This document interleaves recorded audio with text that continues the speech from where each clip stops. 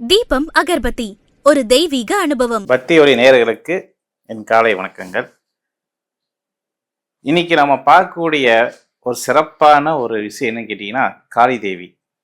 பெரும்பாலும் காளி தேவி சொன்னாவே பணம் எல்லாத்துக்கும் சொல்லக்கூடிய விஷயம் என்னன்னு கேட்டீங்கன்னா, மனசுல பதியக்கூடிய விஷயம் என்னன்னு கேட்டீங்கன்னா, அந்த அம்மா கிட்ட போனா குறை தீர்க்கும், சகல விதமான பிரச்சனைக்கு அந்த அம்மா வழிகாட்டுவாங்க அப்படின்னு சொல்லக்கூடிய எண்ணம் மக்கள் மனிதர்கள் இன்னும் இருந்து கொண்டு இருக்கிறதானா? நிச்சயம் இருந்து கொண்டே இருக்கிறது. சரி, காளி சொன்னா ஒரு தெய்வம் தானா? அப்ப அந்த காளிக்கு பல ரூபங்கள் இல்லையா அப்படின்னு நம்ம கண் கூட பார்க்கலாமா? நிச்சயம் பார்க்க வேண்டும். பொதுவாக இந்த காளி தேவி எப்படி அவதரிச்சாங்க, யார் மூலமா அவதரிச்சாங்க? புராண கதை ரீதியாக பார்த்தீங்கன்னா, சிவபெருமான் பார்த்தீங்கன்னா கைலாயத்துல அரக்கன், அதாவது இமை, பாதி இமையிலும் மீதி இமைகள் மூடாமல் தவக்கோலத்தில் இருந்து கொண்டிருக்கிறாங்க. இதை உன்னிப்பா பார்த்துட்டு இருக்கக்கூடிய பிள்ளையார், முருகப்பெருமாள் ரெண்டு பேருமே சிறு பாலகராக இருக்கக்கூடிய காலகட்டத்தில் தந்தையார் பார்த்தீங்கன்னா பாதி கண்கள் பார்த்தீங்கன்னா மூடியும் மீதி கண்கள் திறந்தும் பார்த்தீங்கன்னா தவக்கோலத்தில் இருக்கிறாங்களே தாயே, தந்தை பார்த்தீங்கன்னா ஒன்று உறங்க வேண்டும், இல்லைன்னா தவக்கோலத்தில் தவமாக கண்ணை மூடிக்கொண்டு தவம் புரிய வேண்டும். இதுதானே வழக்கத்துக்கு நிகரானது. ஆனா என் தந்தையாரோ பார்த்தீங்கன்னா அரைக்கண் மூடி பிற கண் பார்த்தீங்கன்னா கொஞ்சம் பாதி கண்ணு மூடிட்டும் பாதி கண்ணு திறந்த வாக்கிலேயே தவம் புரிகிறாரே, இது உறக்கமா அல்லது கண்கள் விழித்திருக்கா அப்படின்னு கேட்க, அதுக்கு பார்வதி தேவி சொன்னாங்க, உலகை காப்பாற்றக்கூடிய நபர் உங்களுடைய தந்தை. அதான் உலகம். அவர் பார்த்தீங்கன்னா இமைகள் மூலமாக தான் சூரியனும் சந்திரனும் பார்த்தீங்கன்னா பிரகாசிக்கிறாங்க. பல ஜீவராசிகள் பார்த்தீங்கன்னா அவங்களுடைய இமைகள் மூலமாக தான் உயிர் வாழ்கிறாங்க, சகல விதமான ஐஸ்வர்யங்களும் பெறுறாங்க அப்படின்னு பார்வதி தெய்வ அம்மா பார்த்தீங்கன்னா முருகப்பெருமாளுக்கும் விநாயகருக்கும் பார்த்தீங்கன்னா நிறைய விஷயங்களை சொல்கிறாங்க, நல்ல கருத்துள்ள விஷயங்களை சொல்கிறாங்க. ஆனால் இது எல்லாமே சிறு பாலகனாக இருக்கக்கூடிய முருகப்பெருமாள் என்ன பண்ணுறாருன்னா, தந்தையே, இனிமேல் அப்பா நாம் உறங்குனதை இது வரைக்கும் நான் பார்த்ததே இல்லை, ஒரு முறை நான் கண்களை மூடிக்கொண்டு பிறகு அப்பாவுடைய கண்ணிலிருந்து நான் என்னுடைய கையை தர்றேன் அப்படின்னு சொல்லிட்டு அவர் என்ன பண்ண ஆசையில் ஓடி போய் அப்பாவுடைய இமையை மூடிடுறாரு. அப்போ பார்த்தீங்கன்னா அது ஒரு நிமிஷத்துல அந்த உலகம் இருளாய் கிடந்துருது. பிறகு பார்த்தீங்கன்னா அவர் வெளிச்சத்தை பார்க்கறதுக்கும் திரும்பி கண்களை திறக்க போகும்போது பார்வதி தேவி என்ன சொல்றாங்க, சிறு பாலகன் செய்த பிழைக்கு பார்த்தீங்கன்னா தந்தையில மன்னிப்பு உண்டு, அதனால சிவன் கோபம் அது எப்படிப்பட்ட கோபம் என்று பிள்ளைகளுக்கு தெரிய வேணும்னு சொல்லிட்டு அம்மா முன்னாடி போய் நிற்கிறாங்க. சிவன் பார்வை விழுக சக்தி பார்த்தீங்கன்னா எரிந்து சாம்பலாகிறார். இது புராண ரீதியா ஒரு வகையான கதை. அதே கதையில பார்த்தீங்கன்னா பிள்ளையார் பார்த்தீங்கன்னா அம்மா தாயாட்ட கேட்குறாங்க, என்ன கேட்குறாங்கன்னா, அப்பா பார்த்தீங்கன்னா ஏன் உறங்க மாட்டேங்கிறாரு அப்படின்னு அதே மாரி மெத்தடில் விநாயகரும் கேட்டு தாயார் விளையாட்டுத்தனமாக போய் பார்த்தீங்கன்னா சிவன் கண்ணில் மூடி அது சாபம் பெற்று பூலோகத்தில் பெண்ணாக பிறக்கிறாங்க அப்படின்னு ஒரு கதை இருக்கு.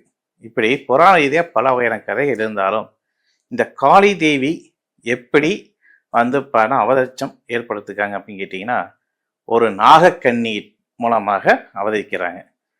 இந்த நாகக்கண்ணி என்ன பண்றாங்கன்னா, பல யுகங்களாக பாதாளத்துல ஒரு குகையில சிவபெருமானை பிரதிஷ்டம், லிங்கத்தை பிரதிஷ்டம் பண்ணி சிவன் பூஜையை அந்த அம்மா மேற்கொள்றாங்க.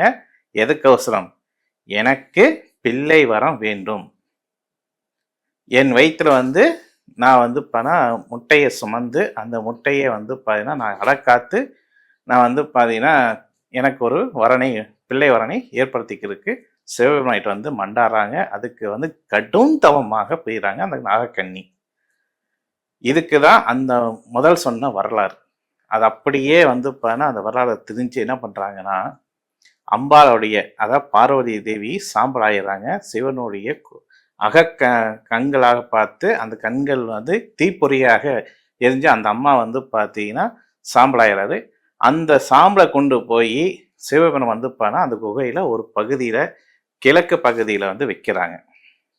அந்த கிழக்கு பகுதியில் வைக்க போகும்போது அதை வந்து நாளடைவில் என்ன கேட்டிங்கன்னா ஒவ்வொரு உருண்டைகள் வந்து ஒரு விதமான நவதானியமாக உருண்டையாக வந்து ஒரு உருண்டை அமைகிறது. மறு உருண்டை வந்து பார்த்தீங்கன்னா அன்னமாக மாறி உருண்டையாக அமைகிறது. இப்படி ஒவ்வொரு அதாவது மக்களுக்கு தேவையான அனைத்து உணவு ரீதியாக என்னென்ன உணவுகளோ அது சம்பந்தமான மக்களுக்கு எது தேவையோ அது சம்பந்தமான பொருள்களாக உருண்டையாக மாறுகிறது. இந்த 8 உருண்டையும் வந்து பார்த்தீங்கன்னா அந்த நாகக்கன்னி வந்து பார்த்துட்டு, சிவபெருமானே நான் கேட்டது எனக்கு ஒரு பிள்ளை வரும், ஆனால் நீங்களோ எனக்கு வந்து என்னுடைய தவத்தை கலைச்சு எனக்கு அமுதமாக இந்த அனைத்து மக்கள் உணரக்கூடிய அத்தனை பொருளும் என் கண்ணு முன்னாடி நிற்கிதே, இதுதான் நீங்கள் எனக்கு கொடுக்கக்கூடிய அருளாசையா அப்படின்ட்டு அந்த அம்மா என்ன பண்ணுறாங்க, அந்த 8 உருண்டையும் பின்னமாக, அதாவது 8 பின்பம் அப்படின்னு சொல்லுவாங்க, அந்த பின்பத்தை வந்து அந்த அம்மா வந்து உருண்டைய அந்த அனைத்து பொருளும் உருண்டை பண்ணி 8 துண்டுகளாக பிரித்து அந்த அம்மா உண்றாங்க. அந்த 8 துண்டுகளும் வயிற்றுல போய் அது பிரம்மமாகி சிவபெருமானுடைய அருளாசியில் 8 தேவதைகளாக பூமியில் வந்து அவதரிக்கிறாங்க. அந்த 8 தேவதைகளை வந்து பார்த்தீங்கன்னா முதல் தேவதை, முதல் பெண் குழந்தை வந்து முத்தாரம்மன், அதுக்கப்புறம் கருமாரியம்மன், மாசாணியம்மன், இப்படி 8 வகையான பெயர்கள் வந்து அந்த அம்மா பொருத்தி 8 திசைகளுக்கும் அந்த அந்த 8 கன்னிகளையும் காவலாக நிறுத்தி வைக்கிறாங்க. இதுதான் நம்மளுடைய காளியம்மன் அதிர்ச்ச கூடிய கதைகள். சரி, இந்த 8 அம்மனும் வந்து காளியம்மனும் அதுக்கு வந்து முதன்மை பெறக்கூடியது எது அப்படின்னு கேட்டிங்கன்னா முத்தாரம்மன், சொல்லக்கூடிய முத்தாரம்மன். இவங்க எங்கே இருக்கிறாங்க அப்படின்னு கேட்டிங்கன்னா திருச்செந்தூரில் ஆச்சுங்களா, குணசேகரம் பட்டினம் சொல்லக்கூடிய பகுதியில் கடல் பகுதி ஓரத்தில் வந்து பார்த்தீங்கன்னா அம்பாள் வந்து பார்த்தீங்கன்னா ஞான ஸ்ரூபணியாக அந்த அம்பாள் வந்து அங்கே உட்கார்றாங்க. அது மட்டும் இல்லாமல் அந்த கோயிலில் என்ன விசேஷம் அப்படின்னு கேட்டிங்கன்னா நம்மளுடைய முத்துக்கள் சொல்லக்கூடிய நம்ம மேரியில் வந்து முத்து முத்தாக வந்து பார்த்தீங்கன்னா உஷ்ணம், அதாவது சூரியனுடைய வெப்பம் நம்ம மேலே உழுக வந்து முத்து முத்தாக நம்ம மேலே வந்து இதாகும். அந்த முத்தை இருக்கக்கூடிய அமைப்பு இந்த முத்தாரம்மனுக்கு உண்டு. அது மட்டும் இல்லாமல் வந்து பார்த்தீங்கன்னா கிரக நிலைகளை வச்சு பார்க்க போகும்போது சந்திரன் பகவான் ஒரு ஜாதகத்தில் வந்து பார்த்தீங்கன்னா நீச்சம் பெற்றிருந்தாலோ, அதாவது ஆகாத கிரகத்தோடைய சம்மதம் பெற்றிருந்தாலோ அல்லது பாறை பெற்றிருந்தாலோ அவங்களுக்கு மனக்குழப்பம் சொல்லக்கூடிய குழப்பமாக ஏற்படும். எந்த ஒரு முடிவும் சீக்கிரம் எடுக்க முடியாது. அந்த முடிவு எடுக்கிறதே வந்து பெரும் குழப்பங்கள் அதிகமாக ஏற்படும். அதை மட்டும் இல்லாமல் சந்திரன் கிரகத்து பாதிப்புக்கும் அந்த கோயிலை பிடிக்கலாம். சந்திரனுடைய நட்சத்திரமான ரோகிணி, அஸ்தம், அதுக்கப்புறம் வந்து திருவோணம், இந்த 3 நட்சத்திரத்தில் பிறந்த வந்து ஆணாக இருந்தாலும் சரி பெண்ணாக இருந்தாலும் சரி சந்திரனுடைய பாதிப்புகள் அந்த வீட்டில் நிகழ்வுகள் இருக்கிறதா, நிச்சயம் இந்த கோயிலுக்கு ஒரு முறை சென்று அந்த அம்பாளை தரிசனம் பண்ணிட்டு வாங்க. நிச்சயம் உங்களுடைய வாழ்க்கை மாறும். சரிங்க, நீங்கள் சொல்லிட்டீங்க. இப்போ ஒருத்தருக்கு முத்து விழுந்திருக்கு, அந்த முத்து விழுகிறதுக்கு அந்த அம்மாட்ட போய் என்ன பிரார்த்தனை பண்ணிக்கலாம் அப்படின்னு கேட்டிங்கன்னா வேப்பிலை, அந்த வேப்பிலை இலையை வந்து பார்த்தீங்கன்னா மருந்தாக அவங்க வந்து பார்த்தீங்கன்னா உடம்புல உள்கொள்ளாமா, கண்டிப்பாக உள்கொள்ளலாம்.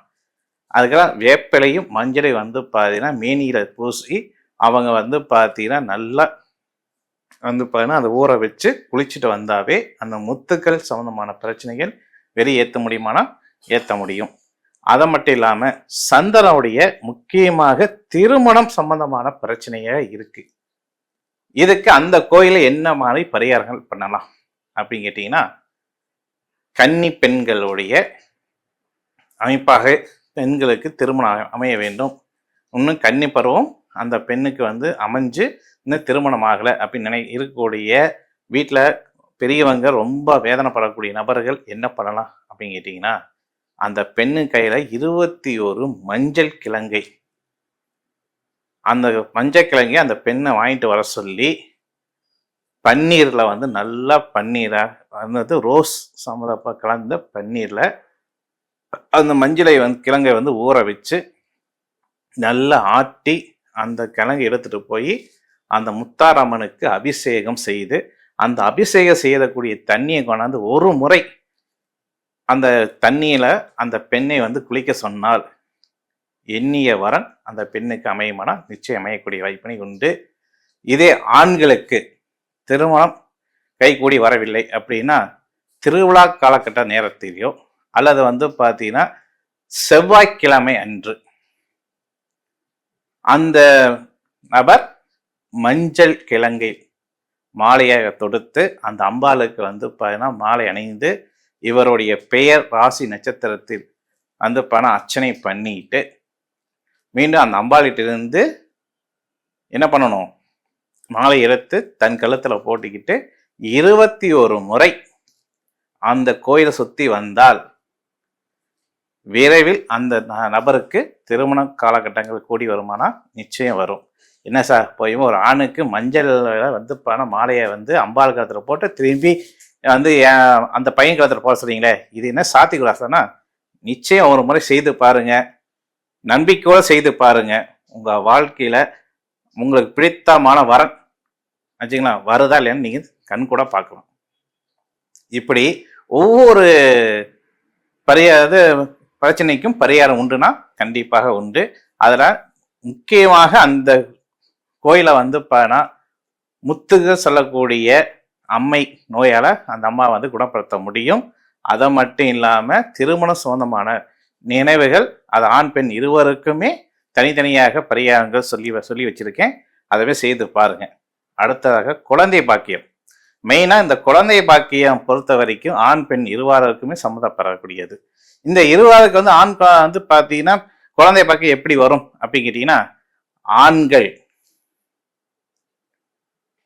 ஒரு வந்து பார்த்தீங்கன்னா என்ன பண்ணணும் அப்படின்னு கேட்டீங்கன்னா, கரும்பு நல்ல அடிக்கரும்பு நல்ல இளங்கரும்பாக கரும்பை வந்து ஒரு 5 கரும்பை வாங்கிட்டு போய் அந்த கரும்புல தொட்டில் கட்டி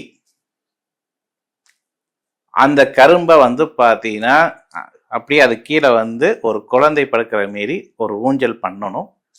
அதுக்குள்ள வந்து பார்த்தீங்கன்னா குழந்தை பொம்மையை வாங்கி அந்த ஊஞ்சலை வச்சு அந்த அம்பாளை அம்மா இனிமே எனக்கு குழந்தை பாக்கிய வேணும்னு சொல்லி அந்த கணவர் முன்பகுதியும் பின்னாடி வந்து பார்த்தீங்கன்னா மனைவி தன்னுடைய வயிற்றில் ஆச்சுங்களா என்ன பொருள் அப்படின்னு கேட்டிங்கன்னா, நல்ல தெய்வத்துக்கு உகந்த தெய்வமான பொருள் வந்து வெத்தலை 21, அதுக்கப்புறம் வந்து பார்த்தீங்கன்னா கரு சுமக்கக்கூடிய கருவேப்பிலை ஒரு கொத்தும், அதுக்கப்புறம் வந்து பார்த்தீங்கன்னா தெய்வத்துக்கே அது அம்பாளுக்கு பிடித்தமான அதிமருந்தான வேப்பிள்ளை ஒரு கை கொத்தும்.